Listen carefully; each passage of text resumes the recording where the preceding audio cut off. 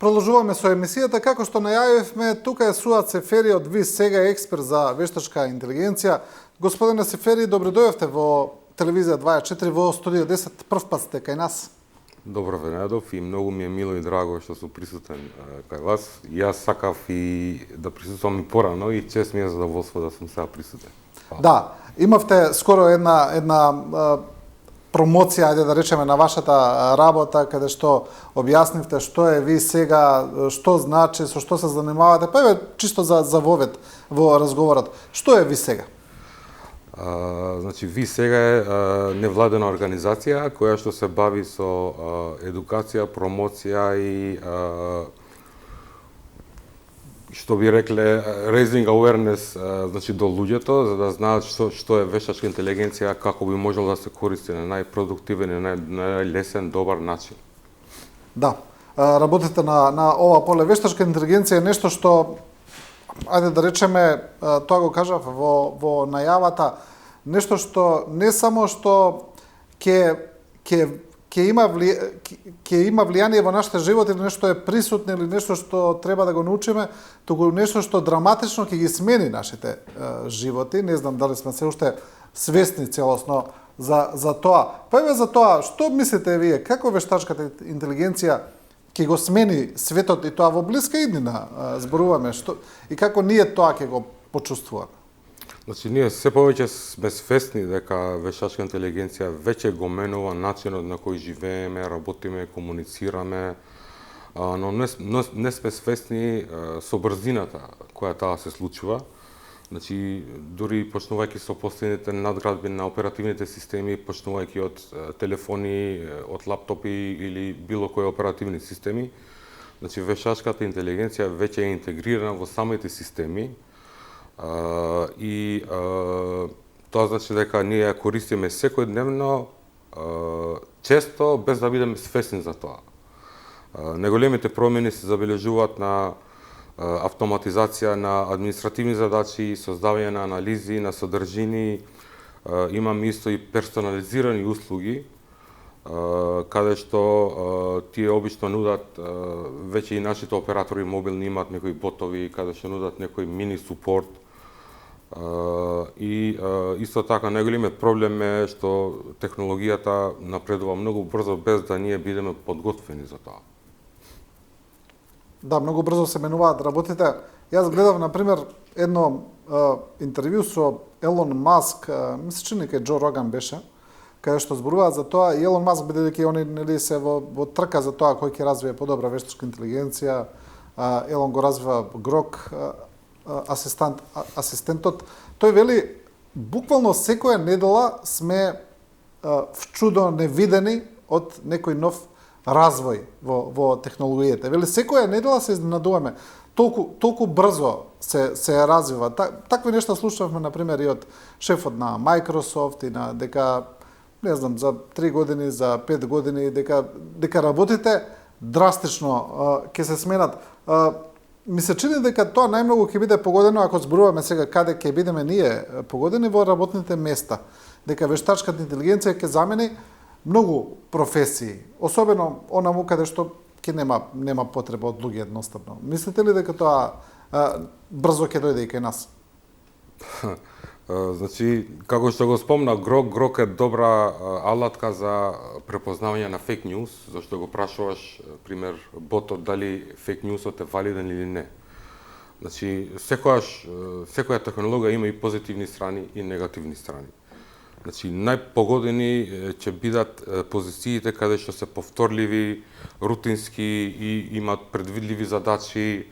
Значи, ова вклучува административна подршка, како што спомнав, основна техничка подршка, обработка на документи, податоци, информации, како што се и делови од дизајн, маркетинг, па дури во новинарство, затоа што во новинарство поголемите портали веќе имаат некој си автоматизиран систем, каде што објавуваат сами новости, пример во 1, во 2, и тоа е еден дел од вештачка интелигенција кој што е индиректен фактички.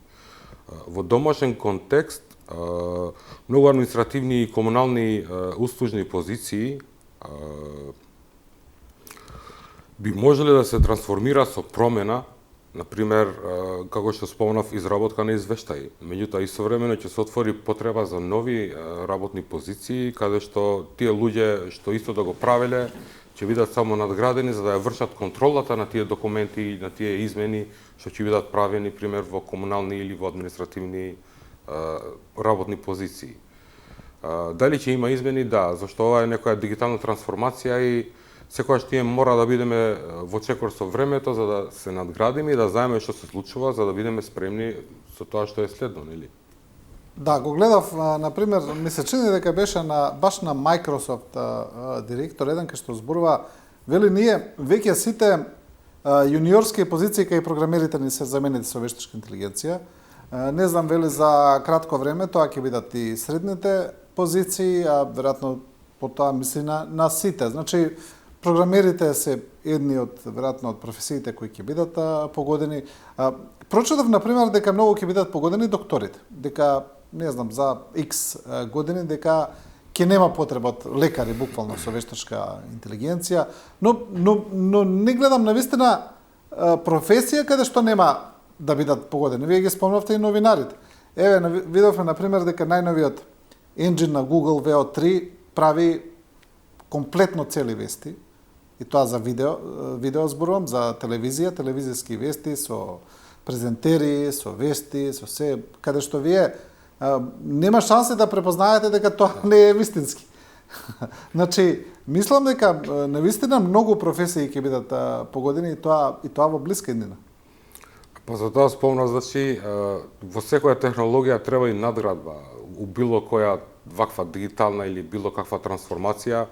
Како што го спомна Google има и друга алатка што е Notebook LM, што е таа.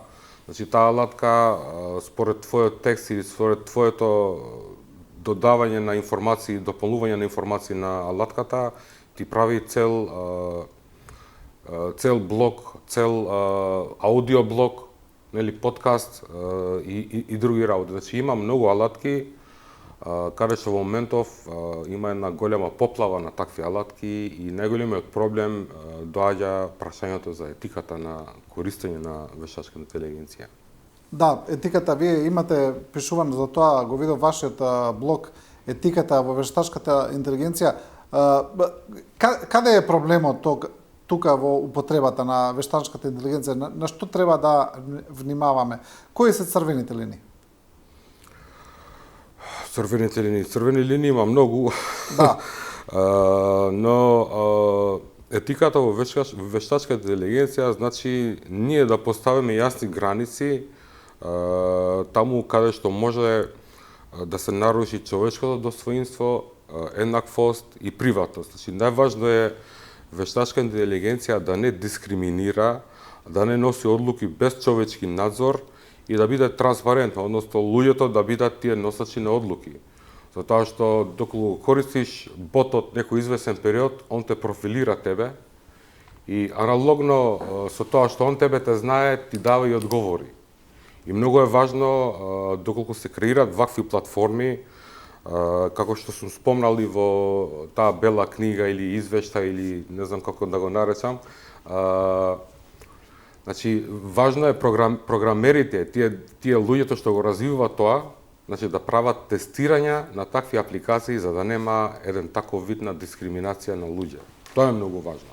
Како мислите, можете ли ова да не го објасните малку повеќе? Пример, јас имам 100.000 промпт во ChatGPT и му кажувам според 10 години, според следните 10 години така ме гледаш ти мене, според мојот профил. И он ти кажува кај те гледа тебе, која е еднината. Меѓутоа, доколку цело време врз база на вашите врз база на твојот профил. Интеракција, да. Да. Меѓутоа, доколку истото го прашуваш или почнуваш го користиш службено и си HR или рекрутер, може да направи дискриминација на пол, на нација, на боја, ме разбира. Значи тоа е многу важно. Доколку се креираат вакви алатки, треба да се има предвид и тој вид на дискриминација. И затоа девелоперите или програмерите што развиваат вакви апликации, они треба да го тестираат тоа многу пати за да видат резултатот, дали е тој или дали има некој таков вид на дискриминација и тоа тестирање треба да се одвива да кажеме еднаш годишно, за да се профилира пак апликацијата што е развиена во таа сфера. Значи, кога зборуваме за дискриминација, за опасност, нели, од дискриминација по разни основи од страна на вештачката интелигенција, значи она се разбира тука не зборуваме за свесни действија, туку значи сакате да кажете дека алгоритмот, програмот може така да прочита дека така треба да прави. Мисли дека така треба да постапува, нели? Доколку не му дадете јасни насоки, доколку не го програмирате како што треба. Да, затоа и спомнав уште на почеток, значи ние ја користиме вештачката интелигенција, меѓутоа не сме свесни колку ја користиме и како ја користиме.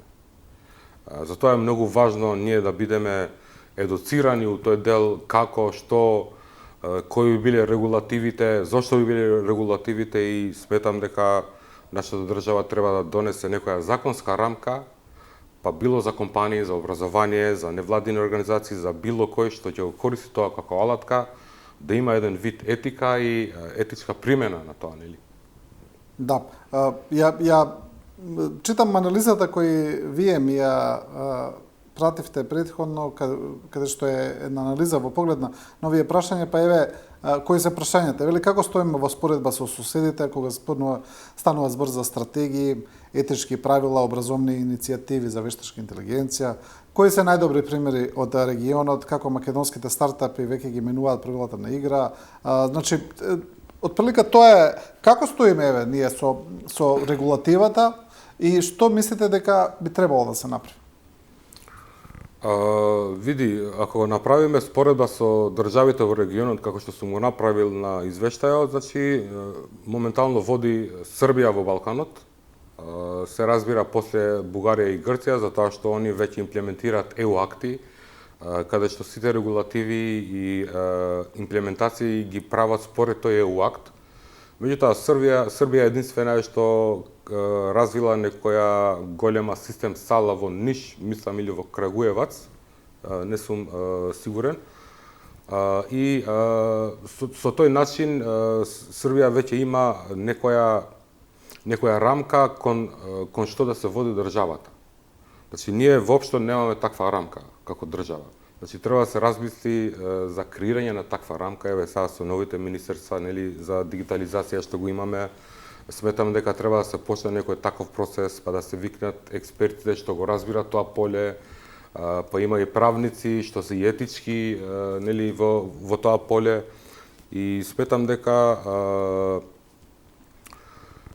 поголемиот дел од јавноста и администрацијата се веќе користат застарени системи и аналогни процеси што ги користат, значи се уште стратегијата што треба национално да биде не усвоена.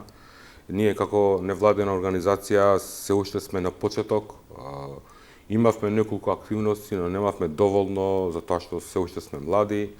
И моето лично искуство од јавни дебати, од консултации, од компании што кои работам и приватно, покажува дека луѓето имаат интерес, но често не знаат од каде да почнат. Значи, им треба некој гајд, им треба некоја регулатива, им треба нешто за да он почне да го развие тоа како идеја, како стартап, како било што. Да, кај нас, како што вие велите, институциите имаат застарени софтвери, а не за вештачка интелигенција, да зборуваме. Ми се чини дека таа тема, како што велите, на државно ниво, како стратегија, воопшто не се разговара за тоа кај нас, а камоли да се работи нешто. Кај нас сега, мислам дека се усвои еден закон за сајбер безбедност. Сега, меѓутоа, сметам дека пример да кажеме во образованието конкретно, во средните училишта, почнувам од сам себе, имам ќерка која што е во гимназија, 3-та година, значи првите 3 години има смер математика, а она отишла да учи за јазици или за, не знам, нешто друго. Зошто една година, 3-та година да кажеме, не се направи еден смер дигитална безбедност или дигитална трансформација, каде што таму можело децата да се едуцираат како да се заштитат, нели, од интернет сферата, зашто децата се најпогодени од сето ова и пример како да знаеш да користиш вештачка интелигенција. Значи тоа е еден нов предмет и затоа сметам дека образовниот систем во Македонија се наоѓа пред некоја клучна транзиција, каде што кога станува збор за вештачка интелигенција е многу проблем, иако постојат значи поединечни иницијативи, меѓутоа сепак недостига таква сеопфатна стратегија што би овозможило систематски да се развие тоа и за да се воведе вештачка интелигенција во наставата и управувањето. Да, ние видовме дека британскиот премиер Стармер, баш вчера читав, британците планираат десетици, ако не и стотици милиарди фунти да вложат во вештачка интелигенција и тој вели Британија нема да биде само корисник, туку ќе биде произведувач на вештачка интелигенција. Ние ќе ја креираме вештачката интелигенција. Ние сме многу далеко од такви размислувања, ми се чини. Ние треба прво да се научиме да имплементираме. Види, јас имам многу мотив, многу желба, многу амбиција, зашто сум 25 години во IT индустријата.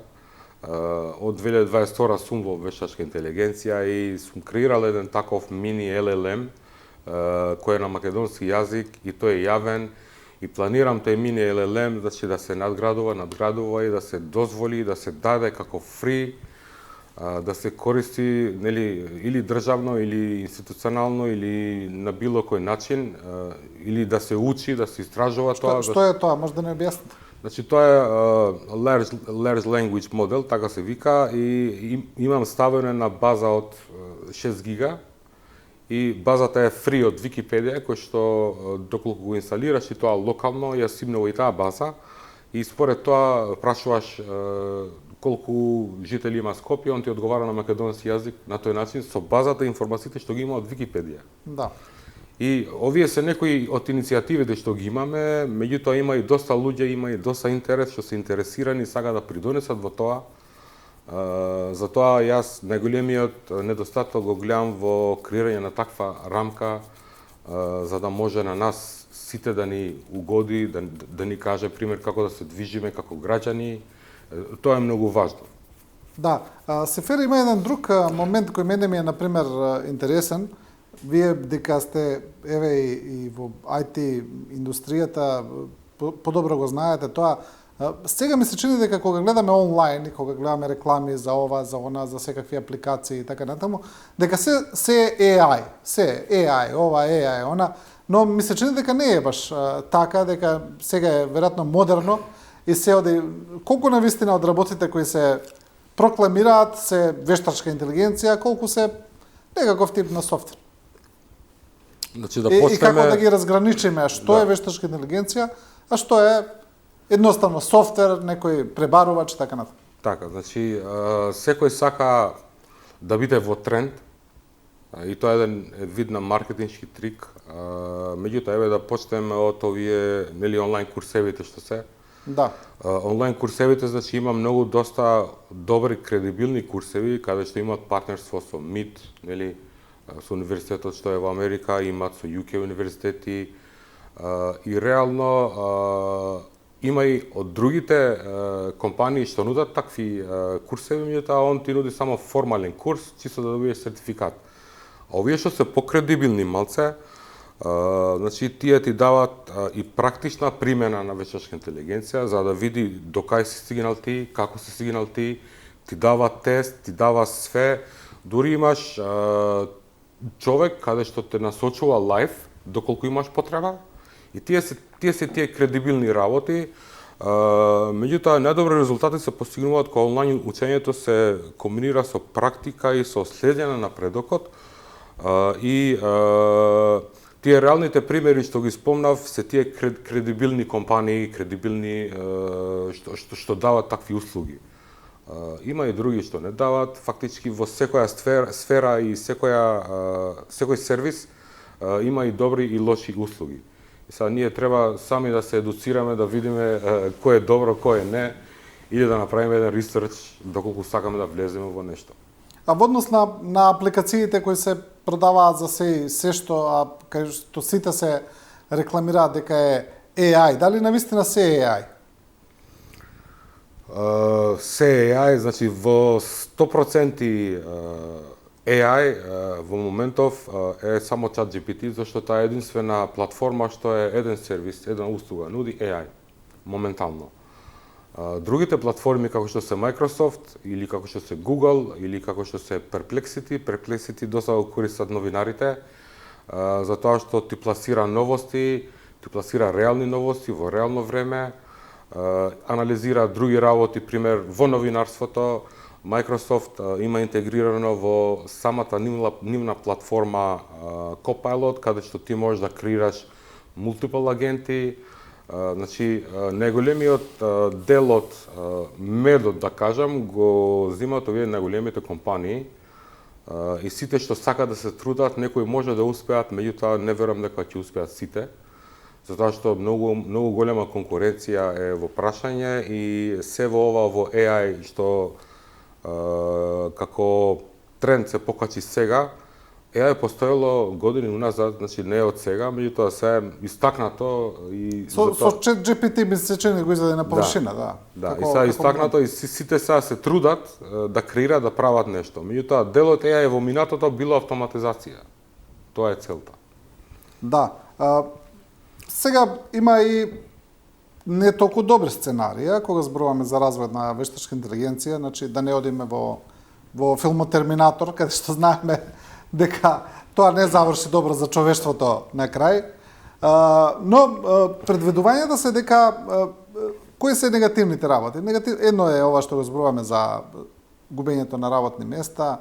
Второ, дека процесите се повеќе ќе станат автоматизирани, а и онака луѓето се премногу зависници од технологија, со телефони, со така натаму, дека ќе не направи и понатаму уште помрзливи или уште позатупени во некој поглед, се помалку ќе размислуваме како да ги направиме работите, па до таму дека вештачката интелигенција навистина со овој еден неверојатно брз развој, дека на крајот навистина ќе почне да ги презема работите во своји раце.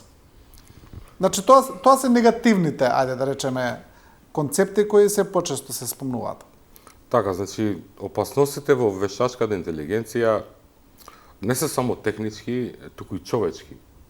Значи, ако премногу ние се подпираме на ВИ за секојдневни задачи, значи постои стварно реален ризик да се навикнеме на брзи и лесни одговори, што може да ја намали нашата способност за самостојно да размислуваме и да носиме одлуки.